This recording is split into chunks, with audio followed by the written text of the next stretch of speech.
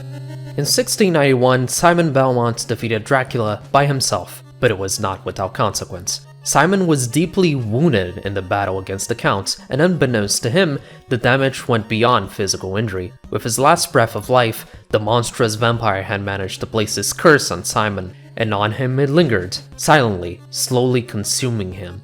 It has been 7 years now. Much like it done before, in Trevor's time, Dracula's influence persists even though his body does not, and Transylvania is haunted by obscure rituals conducted by his followers. Simon remains the same man as before, heroic, determined, but his health now falters, and his death draws near. One day, when Simon visits the graves of his ancestors, a mysterious woman meets him from the fog. He doesn't recognize her. The words she tells him are grim. Dracula's resurrection inevitably draws near. If Simon wishes to save the world, and himself, he must once again journey through Transylvania, defeat the curse, and extinguish the last remnants of its dark powers. Spread out throughout the countryside, the scattered pieces of Dracula's corpse pop back into existence, from dust to flesh.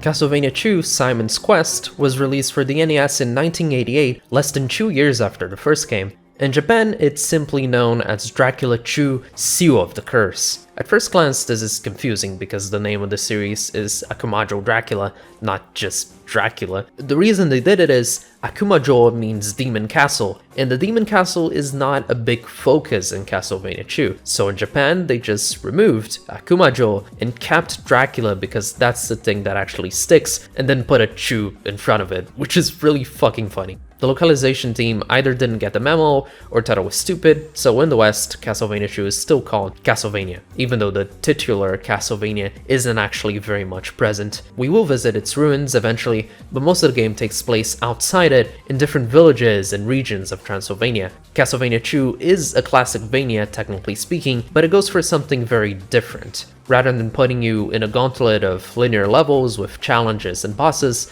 like most classic Vanias, Castlevania II asks you to explore the world and figure it out. And there's a lot of very interesting things I have to say about that choice, but I want to talk about setting first things first. I've previously touched in the series on how utterly confused the story writers seem to be on where exactly is the location of Dracula's castle. In the original Dracula novel, it's Transylvania, the Carpathian Mountains specifically, and the movies generally respect that. But Vlad III, the man who inspired said novel, resided in the neighboring region of Wallachia. These regions are both part of Romania nowadays, but historically they are culturally distinct.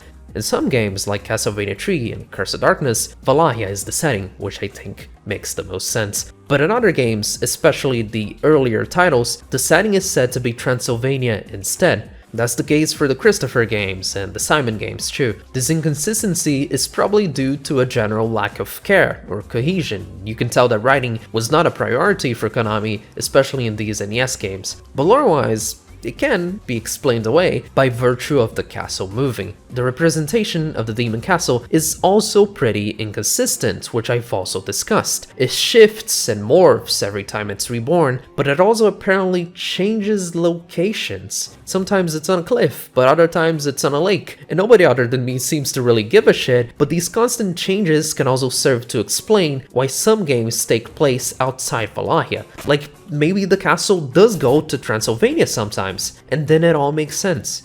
Anyways, this whole section was basically me coping because I don't actually know if Castlevania II is supposed to be Wallachia or Transylvania. It's said to be Transylvania in the manual, but am I supposed to interpret Castlevania III as a retcon? Did Castlevania III retcon Transylvania into Wallachia? Are we to assume retroactively that Castlevania 1 and 2 actually took place in Wallachia rather than Transylvania because Castlevania 3 said so? Is it a retcon? Is it not? Because no other game after 1991 mentioned Transylvania, so it feels like it is. I don't know.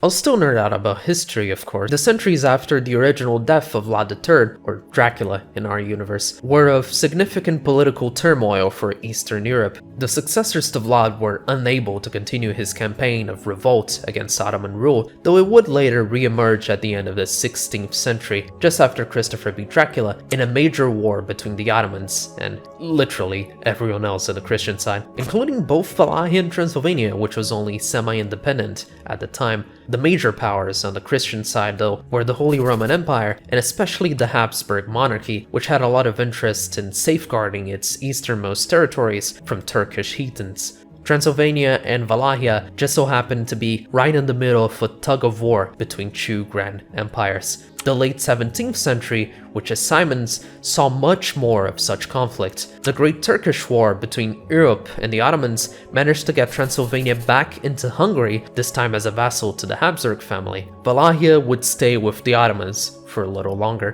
By 1691, the year of Castlevania 1, the war was in a slow burn. The more important battles in Hungary had already taken place, and the last few were fought out in the Balkans, Poland, and Russia, so Romania was pretty quiet in comparison. But it's crazy to think about how many things were historically going on at this time, and in the middle of that, there was Simon fighting the fucking devil in recently annexed Transylvania. Imagine being the fucking king of Austria and suddenly finding out Dracula's back in the middle of nowhere of your empire. There's this concept that shows up later in the series. I've already mentioned Dracula is a physical representation of evil. His existence is literally fueled by humanity's hatred, and that's why he never dies. But in some games, his resurrection happens directly thanks to war, military conflict, the blood and hatred that spawns from that. We could stretch the Great Turkish War to be an example. It perfectly aligns with Simon's games, and it happens in that very region of the globe. Castlevania 2 takes place in 1698, that's at the very end of the war, but the dreary, melancholic atmosphere it has absolutely fits a war-torn country, one that was snatched from the imperial claws of the Ottomans to be placed on those of the Habsburgs instead. In-game, this atmosphere is explained away by the existence of the curse, but you could very well interpret this to be a surrogate for the war. Anyways, here's the map. Obviously not a map for the whole country, but it's the region of Transylvania we'll be exploring. It has a bunch of forests, towns, and manors, with mostly made-up names. Some of them are references to stuff, we'll get there, but I don't think this is in any way inspired by real-life Transylvania. I mean, I guess there's forests, towns, and manors in real-life Transylvania, but you know what I mean. The map isn't actually available in the original game, only through the manual. Not to mention the map depicts a 3D area, but the game is 2D. Castlevania 2 is really hard to navigate if you don't have a guide or plenty of experience. I played it before, but for this playthrough I picked a patch that adds an in-game map, which is really useful and should have been a default feature. The patch also adds this custom-made cinematic prologue, which I showed, and retranslates the game's text. This game is infamous for having very poorly translated dialogue, and since the dialogue is fundamental for the puzzle aspect to work, that hurts the experience very much. So if you're gonna play it for the first time, I really recommend the patch. It's in the description. Sorry for the long preamble. There's a lot to unpack in this game, and I wanted to get a bit of it out of the way before we started. That being said,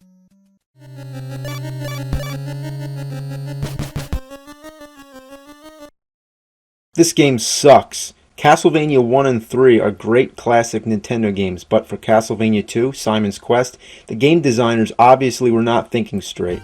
the very first episode of The Angry Video Game Nerd by James Rolfe was posted way back in 2004 on his own website.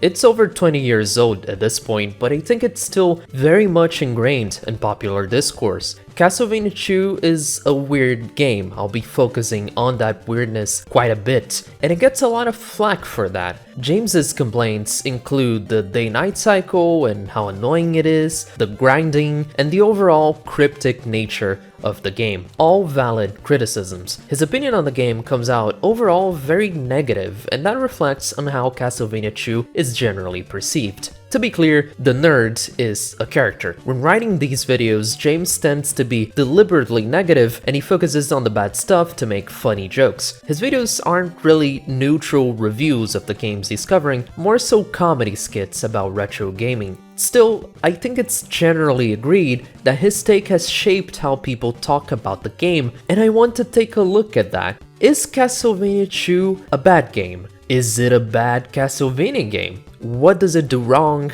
What does it do right? The game begins without much fanfare. You're dropped right in the middle of the town of Jova in the southwest corner of the map. The towns in this game are pretty important places. It's in them that you can talk to villagers to get hints of where you're supposed to go or what you're supposed to do. Some of these hints are obvious, others are cryptic, others are complete nonsense. The retranslation helps a lot in actually understanding what these people say, but even then you'll still be confused a lot of the time. The towns also house churches, which can fully heal you for free, but are only open during the day, and shops, which are also only open in the day. These are mostly handled by hooded gypsies, or Roma would be the better term, which are of course a big part of the Dracula lore. They're very important in the novel. To make use of the shops in the Roma, you need money, which in this game is the hearts. And I want to talk about that. What are the hearts supposed to be in Castlevania? Why do the townsfolk of Roro, Transylvania accept hearts as currency? In the CV1 video, I mentioned that one theory about the hearts being a holdover from a previous draft of Castlevania's plot. If Simon had had a love interest in Castlevania 1, as was originally planned, the hearts could have represented the power left behind by the love of Simon's wife. And then Simon can collect and utilize the power to bolster his special weapons. Of course, the wife thing did not pan out, so as far as we know, in the game lore, hearts just represent some generic sort of mystical energy. Hector, for example, uses them to power his devils. My question is then, why do Transylvanians trade in mystical energy? It's not like money doesn't exist in the region. There's money bags in most classic Vanias, they serve as bonus points, and Ronaldo and Julia trade in coin. What is the lore explanation for everyone not trading in coin, specifically in Castlevania 2? And Vampire Killer 2.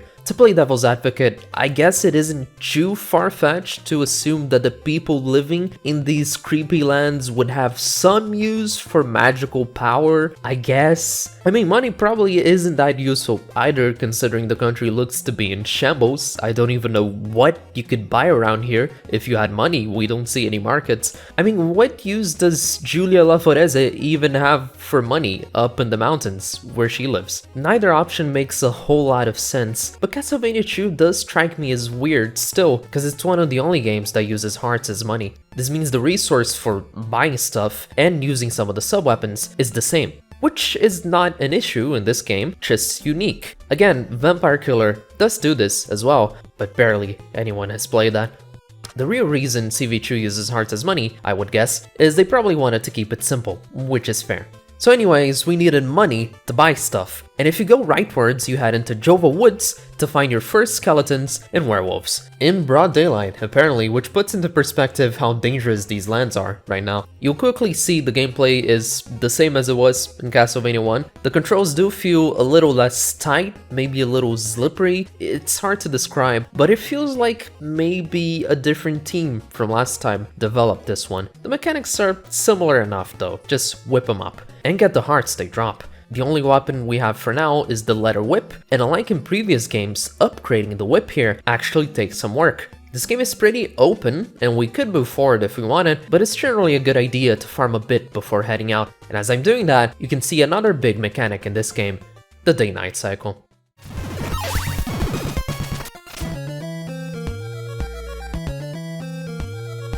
The music changes, the sun sets, and Dracula's curse comes out in full force. During nighttime, the enemies are plentiful, stronger, but they also drop more hearts. James Rolfe criticized this mechanic for putting a stupid text box in front of the player every time it happens, which is fair, but thankfully the patch I'm using removes it. I think this is a good quality of life improvement, though I do kinda miss what a horrible night to have a curse. Or the morning sun has vanquished the horrible night. Nighttime is supposed to be this scary event, you know, watch out, the enemies are tougher now. But in practice, I don't know how to feel about it. The game generally is not hard, even at night, and during the night, all shops are closed, even the churches. So most times the night is more of an inconvenience than an actual substantial challenge. A lot of times it forces you to wait around before the shops open up again. It does help you make money faster, which is cool, but you can make money inside mansions anyways.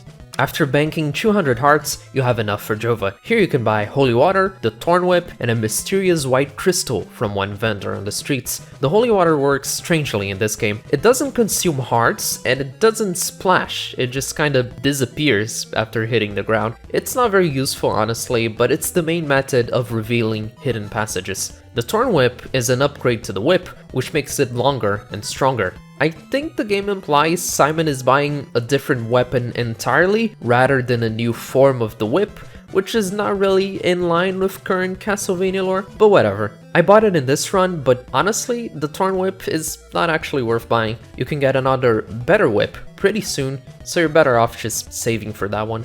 Finally, for the white crystal, I'm not really sure what it is, or why it's being sold, but one man we meet right at the start tells us it's the beginning of our journey. After we're done with our little shopping trip, we can begin our trek to the nearest mansion. That would be Berkeley Mansion. Simon's goal in this haunted land is to collect the remains of Dracula's body and make sure he's put out of his misery before that happens to him instead. Crossing the South Bridge into Vera's woods, we fight fishmen and skeletons in poisonous marshes. The forest leads straight to the mansion, but if you take these stairs down, you reach the town of Vera's instead. This one's just a quick stop, but using holy water inside these homes will reveal illusory blocks which hide secret merchants selling the good shit. I guess they're hiding from Dracula? I don't know. The throwing dagger is a pretty useful buy, it costs no hearts to use. The chain whip is even more useful, does more damage than our current one, but I didn't have the money to buy it when I got there, so I left it for later. Rather than backtracking, I headed right instead, which took me through the cavernous Dabi's path through the mountains, and then leftwards into Dennis Woods to reach Berkeley Mansion from the back. This is where the true puzzle begins. The mansions are the main challenge of the game, I'd say. They're kinda like little gauntlets that break up the freer exploration feel of the main course. There's 5 of these mansions throughout the game, each containing one piece of Dracula's body, and they're all small, abandoned castles populated by his forces and riddled with secrets. The very first secret in Berkeley is right at the start. It seems impossible to enter, but if you equip the white crystal you bought in Jova, invisible blocks reveal themselves as platforms. With that little help, we can fight through knights, oozes, and fire-breathing gargoyles. Of course, the biggest challenge isn't any of those. Rather, it's probably the illusory blocks, which you can only check for using holy water. And you'd better, because they'll probably drop you into spikes otherwise, though thankfully the spikes don't insta-kill you in this game. Fighting tooth and nail through this incredible challenge, Simon finds a merchant who for some reason is inside the mansion, buys an oak stake, and proceeds. And when he reaches the final room of the mansion, he finds it. The protective energy around the pedestal does not hold against the wooden stake.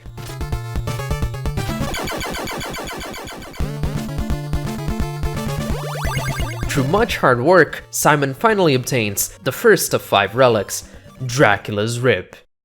That's about 1/5 or 1/6 of the game, and it more or less represents the gameplay loop we'd be going through. Explore, solve the puzzle, grab the Dracula piece at the end of the mansion. So we can already make some early general conclusions about the product. First off, Castlevania 2 is a really open game. A lot of people compare it to the Metroidvania genre that later Castlevania games would be a part of. Castlevania 2 was actually released just 2 years after Metroid, and yeah, it is kinda like that. The world map is more or less open to you, though some areas you need specific items to access, and that creates a playthrough that's centered on collecting those items in the necessary order, then proceeding through the areas. I don't think the game is as open-ended as more modern Metroidvanias. There's basically one order in which you do everything, and there's very little reason to deviate from that order, ever. For example, you can technically skip Berkeley Mansion and leave it for last, but there's no reason to do that. All playthroughs of Castlevania 2 are essentially the same beat by beat. It's still kinda cool. To clarify, I'm not a big fan of what Simon's Quest is going for. I don't think its world is that fun to explore. It's mostly just straight lines with boring enemies and very few real tricks or mechanics to keep it engaging. But you have to understand, this was 1988. For the late 80s, this game was crazy visionary. A fully open world with a whole ass map that you can explore at your own pace with secrets to uncover. And I think the secrets are mostly fine. This game is criticized for being impossible to beat without a guide, and there are some times where it gets out of hand. The puzzles are very cryptic and the official translation was horrid, so the few clues were impossible to interpret, but now we have better translations available. And even if you get stuck in some part of the game, I don't think using a guide necessarily ruins the experience. Simon's Quest was really inventive for its time, and I think that deserves to be recognized. If you consider that the later open-world Castlevania games mostly took place inside Dracula's castle and not in an actual open world, then Simon's Quest might just be, in a way, the most ambitious game in the franchise to date, even if it didn't stick the landing. That leads into my second conclusion, which is more impactful in how I perceive this game. In spite of the vision, Simon's Quest is kind of not well designed. As I said previously, the world is not that engaging. Sure, it's really big and impressive and has a bunch of different regions, but they're mostly straight lines and they blend together. The environmental variety from Castlevania 1 is still here, but it's really diffused. There's almost no challenge, or at least no challenge that's particularly fun. Most enemies in the game are exceedingly simple, they literally just walk back and forth, maybe jump a little bit. There's basically no level design in Castlevania 2 because there aren't any levels, but this means it's just boring to play given Simon's limited moveset. Even dimensions, which are supposed to be the big linear set pieces of your adventure, are very underwhelming. In Castlevania 1, each level will have its own set of gimmicks, enemies, challenges, all purposefully built to test the player's skills. But Castlevania 2 isn't like that. As you'll see, dimensions are all very similar, with similar challenges and enemy selection and even visual design. The later ones do get harder, but not more entertaining. I have more to say, but let's get to Rover Mansion before I finish this point. So from Berkeley Mansion, we get Dracula's Rib, one of Dracula's relics, as they're called. And one cool thing about them is they can actually be equipped for special abilities. The rib can be used as a shield, which Simon holds up when he's not moving or when he's jumping. I guess it's supposed to be the whole rib cage, not just one rib. It's surprisingly useful to block projectiles, especially in the late game. I return to Vera's here to buy the chain whip, and on the way there, I level up.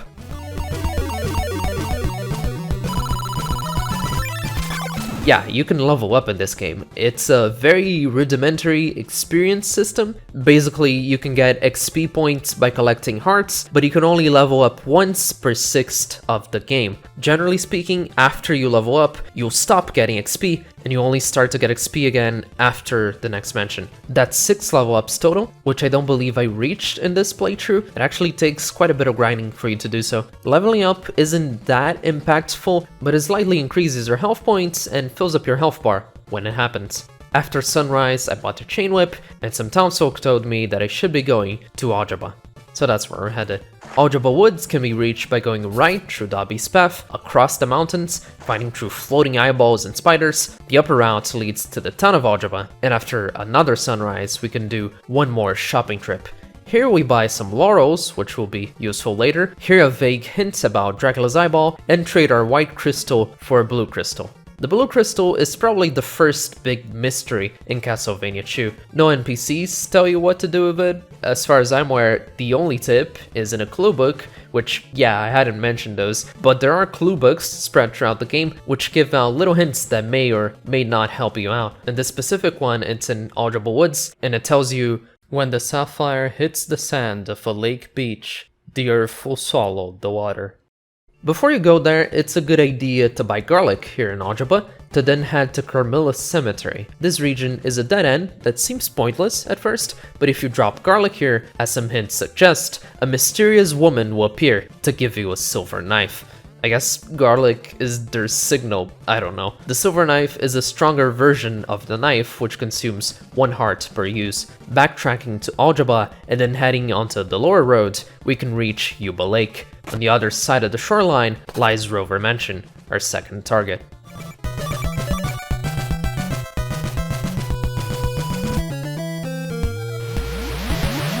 Using the power of the blue crystal, Simon parts the waters and treads forward.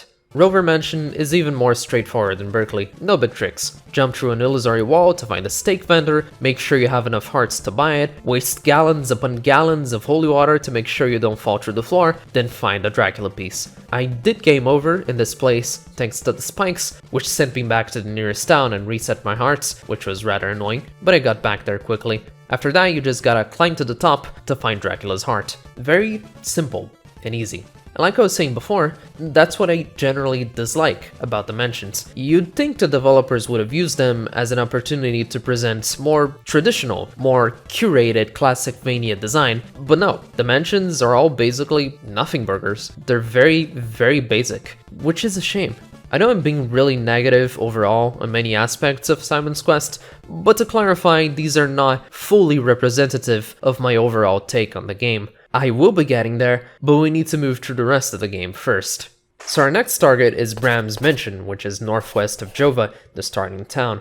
We head back there and go west into Belasco Marsh, which is a poisonous swamp guarded by lizardmen, wolves, and mudmen. The swamp seems impossible to cross at first, it damages you constantly, but this is where the Laurels from Algebra come into play. Now, I don't know why, but consuming laurels makes you invulnerable for a short amount of time. You'd think they'd use garlic for this, since garlic is a traditional vampire weakness, but no, garlic is for attracting old ladies, I guess, and laurels is for crossing swamps. Anyways, that's how you cross it. And after crossing it, you reach a shoreline with no bridge in sight, but thankfully, there's a helpful ferryman to get us across. Now the ferryman is another interesting puzzle. If you talk to him normally, he'll laugh all evil-like and take you to the other side of the dead river, which is the town of Aldra. But that's not where we want to go. If you instead equip the Heart of Dracula and then talk to him, he'll row upstream instead and deposit you right next to Brahm's Mansion.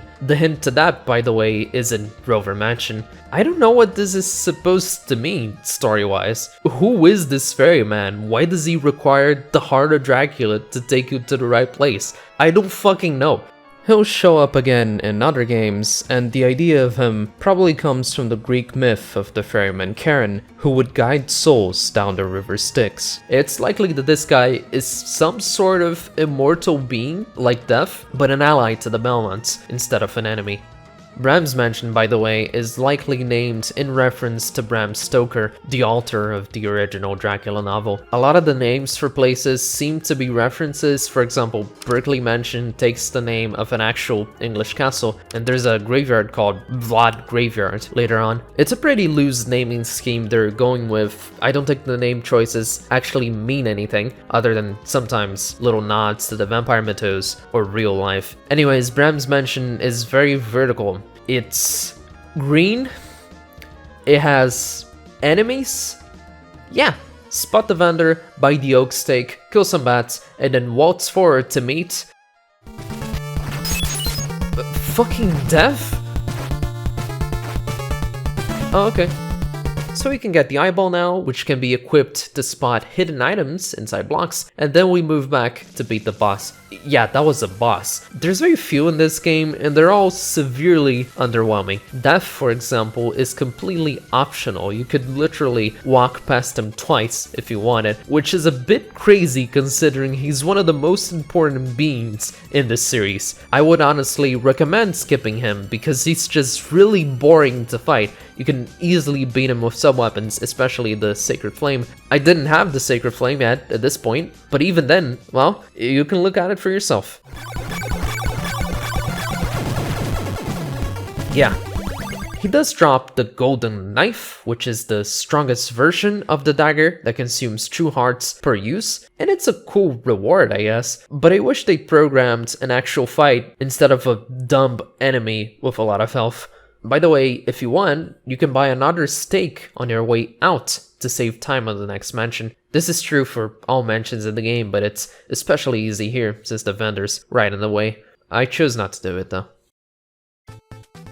2 mansions left, and these are the hardest to locate. First, there's an optional area to the left of Rand's mansion. It's a bit tricky with this floating block platforming over the dead river and pretty strong enemies, especially at night, but if you reach the cliffs of Jam Wasteland, a mysterious man will give you a giant diamond for free. Awesome. The diamond is a new sub-weapon that this game adds, though we've already seen Leon using it in Lament. It's sort of a bouncy projectile, hardly used. The way to Bodley Mansion is past the town of Aldra, which is the place the ferryman takes you if you don't equip the heart. Aldra sells garlic and laurels, but I won't be needing those, so I just healed at the church and found another crystal trader. This one gives us a red crystal for the blue one, and the red crystal can be used in Deborah Cliff, as per the hints, which is where Simon is headed. Saddam Woods is a cold, decaying forest filled with oozes, bone dragons, demons, and a little detour to Strigoi graveyard, obviously referencing the term Strigoi, which is Romanian vampiric folklore. Dropping garlic here will summon a man with a silk bag, which lets you carry more garlic and laurels in your inventory. Not that useful at this point in the game, but it's cool to have. Saddam Woods also leads to the town of Ondol, where we can buy the Morning Star for 200 hearts. This is the longest, most powerful whip, as usual.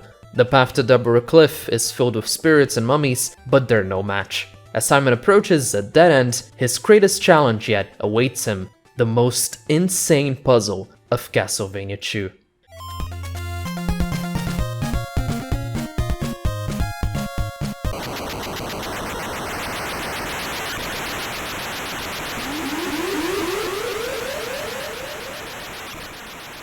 Yeah, so you equip the red crystal, crouch against Deborah Cliff, and the power of the winds takes you away to the other side of the mountains. This one's a meme in the community, and yeah, I mean, I can see why. There are hints of it, like I mentioned, and with a good translation, they kind of make sense. But still, a lot of Simon's Quest mechanics are very unintuitive, and I definitely get how it can be frustrating for people, especially when it's so different from other Castlevanias. What average Castlevania player would know to crouch against Deborah Cliff? Maybe that's the conclusion, after all. Maybe it's a good game, but not a good Castlevania game. I've got nothing to say about Bodley Mansion. I normally die once or twice in these, but this time I didn't die at all. The translation Bodley, by the way, is probably wrong. The patch I'm using changes it to Bathory Mansion, which was likely the intention of the developers. Bathory is a reference to Countess Elizabeth Bathory of Etid, which is another prominent figure in vampire mythos, and the villain in Castlevania Nocturne. I'll talk about her in a later video. The relic that's guarded in Bathory, or Bodley, is Dracula's nail. Amazing. If you equip it, your whip will be able to break illusory blocks, which is kind of fucking useless because the holy water already does that. Exiting this mansion, you can go to the town of Doina, which leads to the northern ridge, and I stopped there to heal, but the path to the final mansion is across the river instead, which can be parted with the red crystal. Simon goes underground into what is probably the biggest, most chaotic area of the game, this being Uta Lower Road, which I think is under the river. There's nothing of worth here except for one little secret, which is the last item you collect in the game. In the lowest part of the road, Simon can find a hooded man who grants his whip the power to burn away evil. Yeah.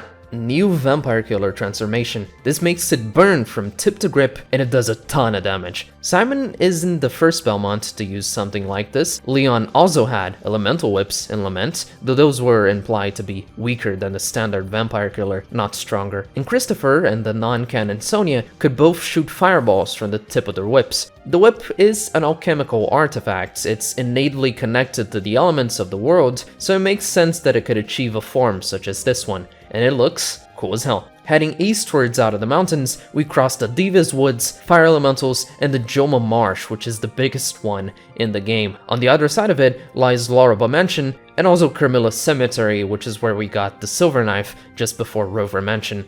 But we're stopping short of it for now. Laruba doesn't seem to be a specific reference, though the Castlevania wiki conjectures it might be referencing Yorava Castle, where the original Nosferatu movie was filmed. This mention is more of the same, bit anticlimactic for the last one, though it does feature our second boss. Enter Countess Mircalla Karnstein, better known as Carmilla.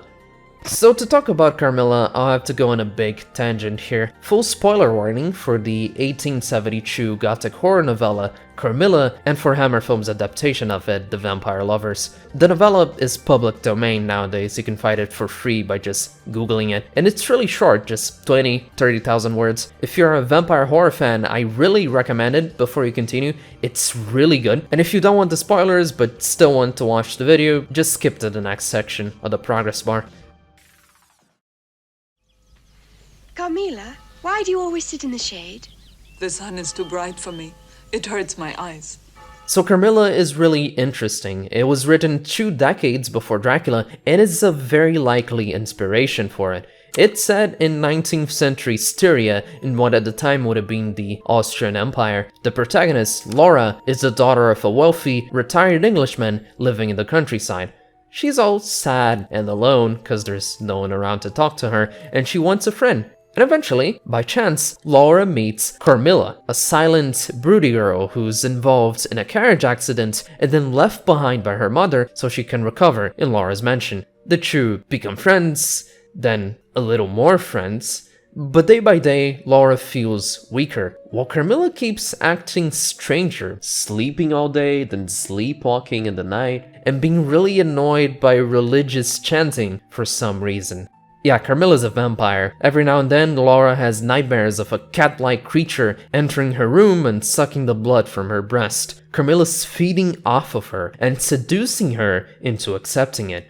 Carmilla eventually flees, but then Laura and her father meet General Spearsdorf, who just happened to be after her, because he knows her true story. Carmilla's true identity was Mircalla Karnstein, who was supposed to have died over a century before. She was brought back by evil forces. Laura was not her first prey. The general's own daughter had been killed by her months earlier when she was going by the name Malarca. The trio set out together to Karnstein, an abandoned village, to seek that monster. Opening her tomb, they find her resting, submerged in blood. They then drive a stake through her heart, cut off her head, and Carmilla is no more.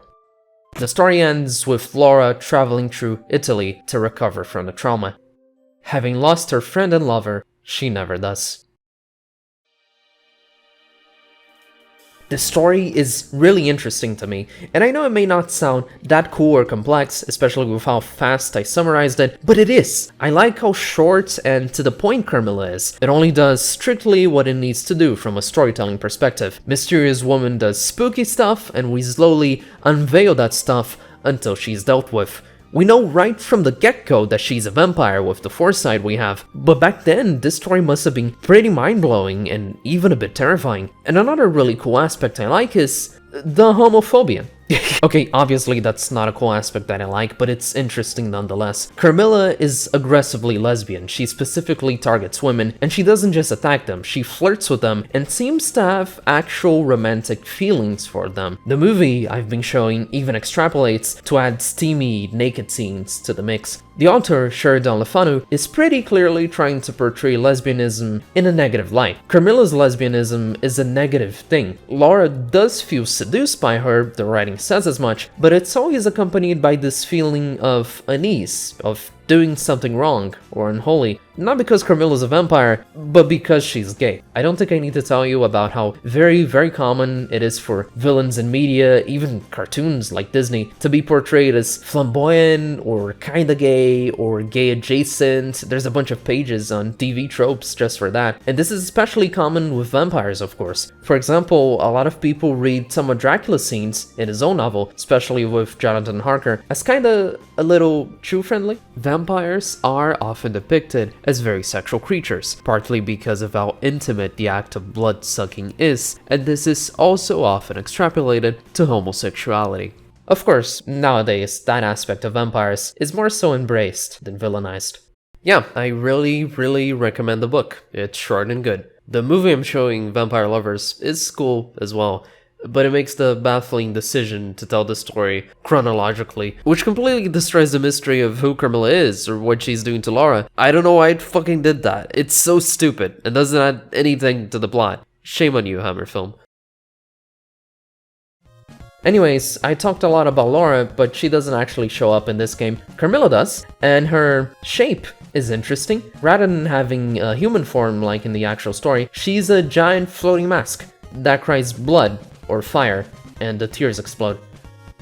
Now the mask is probably a reference to the flashback in the original story. Carmilla, or Millarca, first meets the daughter of General Spielsdorf in a ball, and she's wearing a mask then. They end up dancing together for a while, and immediately fall in love. So the mask is a thing that exists in Carmilla, but I don't know why they would choose to make her nothing but the mask. Couldn't the mask have been the second phase? Or you could make the mask one thing and the actual Carmilla another, and they could both fight Simon at once? Or you can have the fucking giant cat in there if you wanted. There are so many ways to make this a unique boss fight, but of course Castlevania 2 is lazy as hell and really fucking cheap, so all you get is this garbage. You'd be able to skip this boss too if she wasn't mandatory, but she drops the rosary beads, which you need for Dracula's castle. Don't worry though, cause the golden knife will absolutely annihilate her. She also respawns, by the way, if you want to fight her for any reason. So yeah, a huge letdown there. Carmilla's a really cool character, which I don't think is done justice in the Castlevania series, not even in the Netflix series, which I'm sure I'll get to someday. She will show up again, but not many times.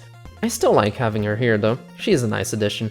Before we move on, I'd already mentioned Carmilla, actually, way back in the Castlevania 3 video, because she was apparently involved in Sypha's backstory, and I said I didn't really like that fact. The reason for that is because Carmilla only died in the 17th century, around 1698, and she was only vampirized after dying. Castlevania 2 just happens to take place precisely in 1698. I don't know if it's a coincidence or not, but it fits fucking perfectly with the timeline. As far as we know, Simon's Quest could be the origin story of Carmilla, like maybe she was vampirized by Dracula, or she sought Dracula after that happened and ended up entering his ranks. It's a really neat idea. But then comes Castlevania Judgment, a non-canon fighting game, and establishes that Carmilla destroyed Sypha's family. This not only undermines the role of the church in persecuting the Bonatas, because, oh, they're being manipulated by a vampire, but it also retcons Carmilla to be way older than she was in the novella. A similar thing happens with Dracula. Lament of Innocence retcons him to be way older than the historical Vlad Dracula, which I'm also not the biggest fan of, but at least in that case, Lament replaces the origin story with a new one. In Carmilla's case, if we assume Judgment to be canon, she does not have an origin story anymore. As far as we know, she's always existed, which is not as interesting. Well, rosary beads acquired, and the Ring of Dracula too. Not a part of his body, but sure, that's all 5 relics collected, plus the beads, and our adventure nearly over. These last 2 combined will serve as the keys to the deserted demon castle, near the center of the map. To complete the ritual and destroy the curse, that's where Simon needs to go. Now looking at the map, there's many ways of getting to Dracula's castle. You could backtrack to Diva's Woods, then all the way to Doina, but I wanted to finish exploring Droma Marsh, so I figured for this playthrough, I'd take the longer route. An NPC inside Laruba Mansion gives out laurels for free, for some reason, so I had enough to cross. The marsh leads, as mentioned, to the back half of Carmilla Cemetery, which by the way is named after Carmilla, in case that wasn't obvious, and my goal here was to move back to Berkeley, the very first mention, to then access the East Bridge right behind it. That would lead me straight to Yomi, and then to Dracula's castle. Makes sense, right? Yeah. So, that is not possible. If you look at the map, behind Berkeley Mansion is an area called Dennis Marsh, connected to the Eastern Bridge. And logically thinking, I figured, well, I can probably head to Berkeley, and then to the marsh, and then to the bridge. You can't. To the left of Berkeley is Vera's Woods, and to the right of Berkeley is Dennis Woods. Somehow, Berkeley and the marsh are not connected. It's even more insane because Dennis Marsh is a totally useless area. You can access it from the other side, but there's nothing there. It's just a dead end filled with enemies. What? What the fuck is this? How does this make sense? Couldn't they at least have put some indication on the map that these two areas are not connected? How was I supposed to know this? And it got crazier when I looked at an old sketch of the map, which was included in the anniversary collection, that clearly indicates Dennis Marsh and Berkeley were supposed to connect. Why did they change it? So I spent a lot of time fumbling around trying to understand why I couldn't find Dennis Marsh, and when I understood why, the realization dawned on me. Carmilla Cemetery was not an option. It has a drop that you can't climb back up, it only goes one way, so I would have to walk from Berkeley, back to Jova, through Belasco Marsh, take the ferry, Audra, Ondo, the fucking whirlwind at Deborah Cliff, pass by Bathory, to then finally get to the town of Doina. This isn't as painful as I'm making it out to be. The game isn't that big, but the fact that it made perfect sense for me to use this bridge, and the game for some reason didn't let me, drove me insane.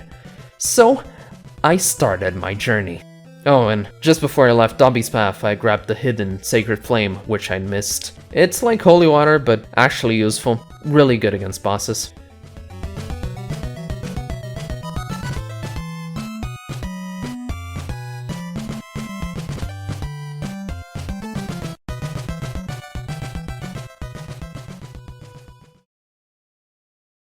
Doina has nothing other than a church. The north bridge leads into Dora Woods, which has dangerous enemies and a poisonous swamp. Southwards, we meet our final town, Yomi. Yomi is the closest town to the castle. It's completely empty, except for one lone woman.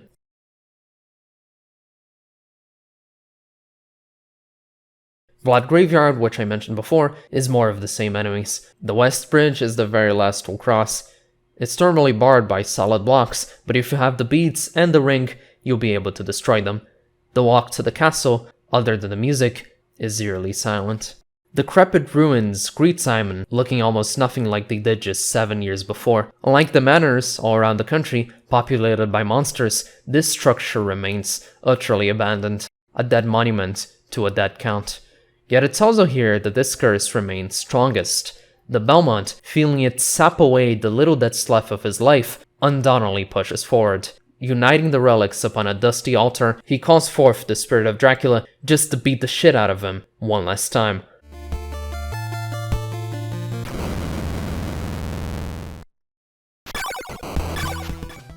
This fight is certainly unique. Dracula doesn't have a corporeal form here, he's more like a huge ghost, and it's really bad. There's pretty much two ways this fight can go. Either you completely lock him up with Sacred Flame and keep at it until he dies, or you don't. He teleports around the room, throws Fireball, and destroys you instantly. It might be the worst Dracula fight ever made, and there's some bad ones out there. I guess the Game Boy games might technically be bigger offenders, because for example, getting a game over in the adventure sends you back to the start of the stage. But this one is just disappointing, you know. You'd think you'd at least have to use the wooden stakes or something, like it could be a puzzle fight, but nope, the stakes are only ever used for the relics, which is bizarre given they're a vampire weakness, not a relic weakness. I guess you couldn't expect any better. The other two bosses in Simon's Quest also suck ass, but come on.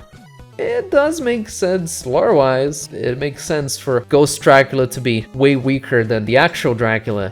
Still, what a fucking downgrade.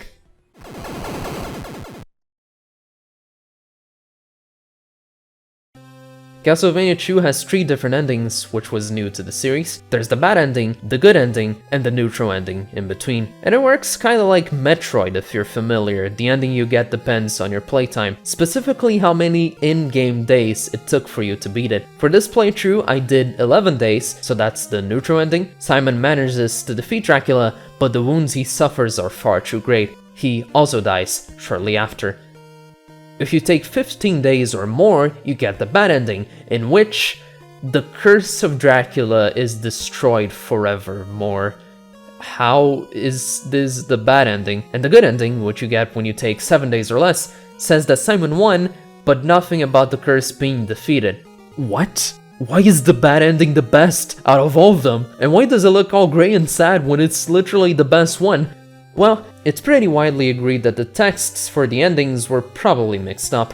The bad ending was likely supposed to be the one where Simon dies, which is evidenced by the fact that he's not present in the picture, but they just put the wrong text. Then the neutral ending could be the one where he wins, and the good ending could be the one where he wins, plus destroys the curse. Though, I've also seen people argue that actually, the neutral ending is supposed to be the one where he destroys the curse, because at the very end of the good ending, you get a little tease of Dracula reaching out from his grave.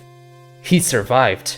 Ergo, what I'm calling the good ending isn't actually the good ending, but rather the true ending, the canon ending, in which Simon triumphs, but is unable to destroy Dracula forever. As the game implies, Simon's blood and sweat will penetrate the earth and bring magic and happiness to the people of Transylvania, and in the future, another Belmont will rise to fight once more. It won't be long, in fact, but at least Simon can finally sleep in peace.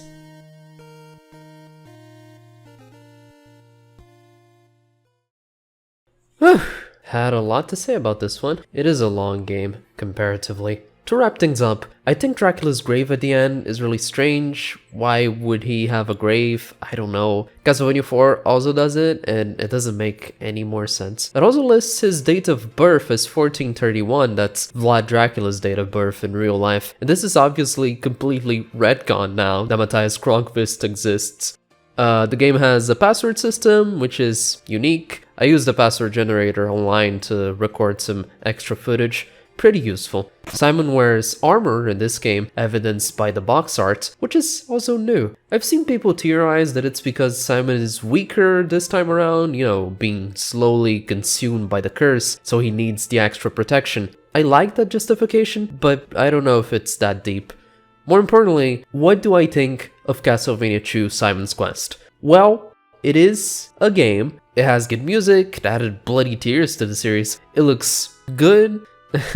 So of course, I don't think Castlevania 2 is as awful as the VGN review made it seem. That one is comically exaggerated, and so are many of the opinions on this game as a result. I think Simon's Quest is incredibly ambitious for its time. I wouldn't call it a Metroidvania proper, especially because it predates the term, but it's similar in many ways and really forward-thinking because of that. A huge, impressive world that doesn't always deliver, but is still impressive, a freedom to explore and interact with said world, though it is limited by puzzle progression. I think Simon's Quest is breathtaking, but it also feels ridiculously rushed at every single turn. Castlevania 1 released in September 1986 in Japan, and Castlevania 2 released in August 1988, that's less than 2 years after it, which is a very short amount of time for what they were trying to pull off. Simon's Quest wasn't just a sequel, it was a total shakeup of the formula, with entirely new ideas about game structure. Other games at the time did similar shakeups, for example, Zelda 2 is completely different from Zelda 1, but that's the key term, completely different, with new mechanics and design. Simon's Quest is not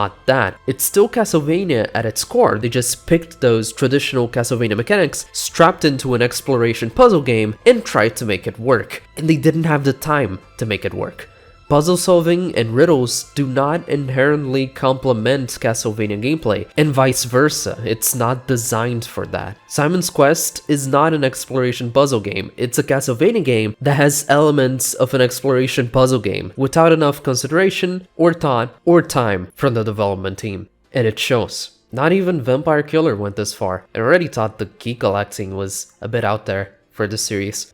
Don't get me wrong, the game is not the unsolvable puzzle nightmare that people make it out to be. I don't think that. I just don't find it that interesting. I don't hate it, and I don't think it should be hated. It's just not my kind of game for what it is. Which is another can of worms, isn't it? Simon's Quest is not like any other game in the franchise, and I think that really explains why so many Castlevania fans heavily dislike it. It's not a classic-vania really, but it's not a Nigga-vania either, and it sure isn't a 3D-vania. Then who is this game made for? I know there's people who enjoy it, but it's a small audience, isn't it? Of course, the traditional Classic-vania fans will be wary of Simon's Quest, because it's not traditional, and I don't think it did the best job at transitioning to something different.